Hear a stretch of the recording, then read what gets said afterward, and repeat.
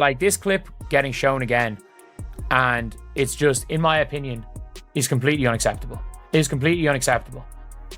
Like, if a coach did this to any other player in the league, they'd be fired.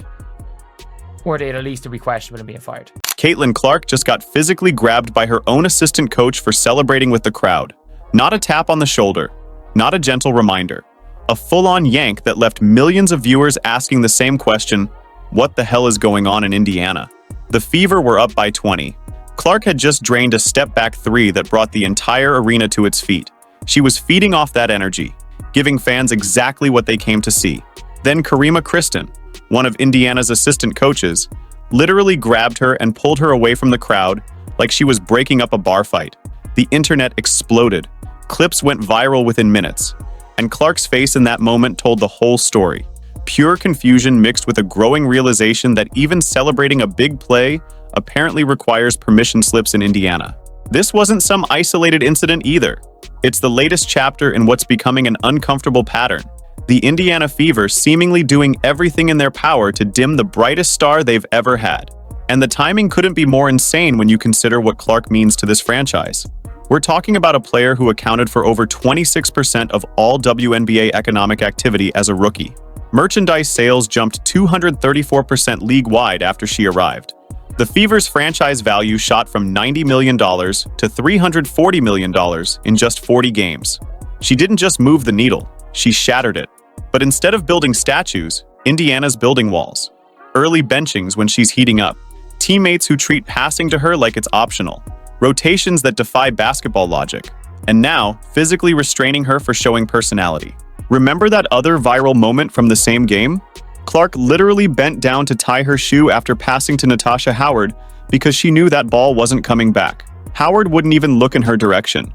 When your superstar is pretending to fix her laces just to avoid the awkwardness of being frozen out by teammates, you've got problems that go way deeper than X's and O's.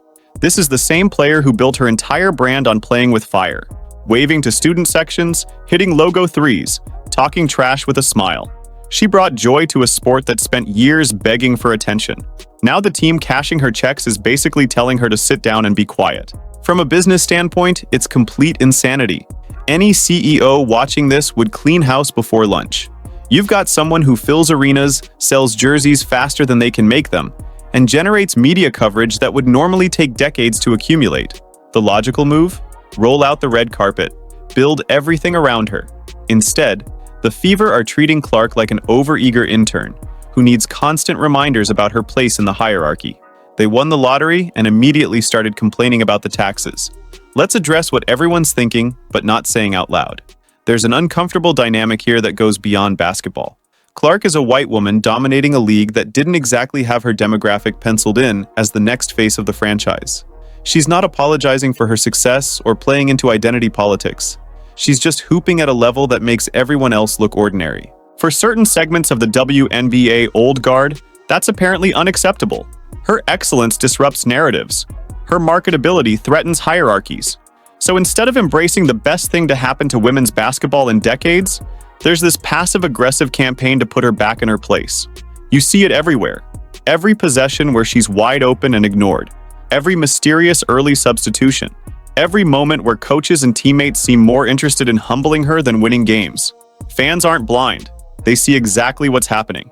The real tragedy is watching what this is doing to Clark herself. That trademark swagger is fading. The logo threes that made her famous? Haven't seen one in weeks. The confident celebrations and crowd interactions? Now met with physical intervention. She entered this league like a hurricane, and they're trying to downgrade her to a light breeze. Think about the gauntlet she's already run. Nike dragged their feet on her signature shoe deal like they needed a Kickstarter to fund the laces. The league let opponents use her as a tackling dummy, with cheap shots going unpunished, because apparently that's just welcome to the pros. Now her own team seems more interested in managing her personality than maximizing her potential. That grab from Christon wasn't just physical, it was symbolic. A perfect snapshot of the establishment trying to yank Clark back into a box she was born to break out of. The message couldn't be clearer. Be less you. Be less special. Be less of the reason people are watching. Basketball-wise, it's malpractice. You don't draft a Ferrari to keep it in first gear. You don't sign Beyoncé to sing backup. You don't get handed the keys to the kingdom and then change all the locks. But that's exactly what Indiana's doing, and everyone except them seems to see it. The whispers have already started. Other franchises watching this dysfunction and clearing cap space. Agents taking notes. Fans openly debating which teams would actually appreciate what they have. Because Caitlin Clark doesn't need the Indiana Fever. She could walk into any WNBA city tomorrow and instantly become their franchise player, their marketing dream, their ticket to relevance.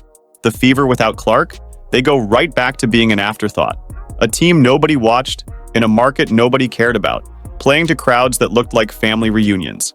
She saved them from irrelevance, and this is their thank you. What makes it worse is that Clark isn't even asking for special treatment. She shows up, drops historic numbers, handles insane pressure with grace, and elevates everyone around her just by existing. All she wants is to be herself, to play with the joy and freedom that made her special. Instead, she's navigating a minefield of egos, agendas, and unwritten rules about knowing your place. Every game looks like a group project where half the team is actively sabotaging the grade. No wonder that infectious smile is starting to fade. This was all so preventable. Indiana just had to lean in, embrace the gift they'd been given, build around her strengths instead of trying to sand down her edges. Let her cook instead of constantly changing the recipe. But they chose control over championships, conformity over excitement, protecting feelings over winning games. Even with all this dysfunction, all these roadblocks, all these people seemingly working against her, Clark is still producing, still making highlight reels, still drawing crowds and moving merchandise. Imagine what she could do with an organization that actually wanted her to succeed. That's the conversation happening in front offices across the league right now. GMs watching these clips and doing the math. How much would it take to pry her away? What assets would need to move? Because acquiring Caitlin Clark isn't just getting a player. It's getting a franchise transformer, a culture changer, a human revenue generator who also happens to have the best court vision in the game. The clock is ticking for Indiana. Every grabbed jersey, every ignored outlet pass, every questionable substitution pushes Clark closer to that breaking point where she realizes she deserves better. And when that day comes, not if, but when, the Fever will have nobody to blame but themselves. They had the golden goose. They had the franchise savior. They had the player every team dreams of drafting. And they spent every waking moment trying to turn her into something smaller, quieter, less special. It's not just bad basketball. It's organizational malpractice on a historic scale. That video of the assistant coach grabbing Caitlin Clark isn't just a viral moment. It's a warning sign, a red flag, a perfect encapsulation of everything wrong with how the Indiana Fever are handling their once-in-a-generation talent. The question isn't whether this relationship can be saved, it's how much longer Clark will tolerate being treated like a problem instead of the solution. Somewhere out there, another team is preparing to make her an offer she can't refuse. Not just money and minutes, but something even more valuable, the freedom to be herself, to celebrate without being grabbed, to play without being controlled, to be the superstar she was always meant to be. The Indiana Fever had one job: don't screw this up. And right now, they're failing spectacularly. The only question left is whether they'll wake up in time to save this, or whether they'll go down in history as the franchise that fumbled away the best thing that ever happened to women's basketball. Based on what we're seeing, smart money's on the ladder.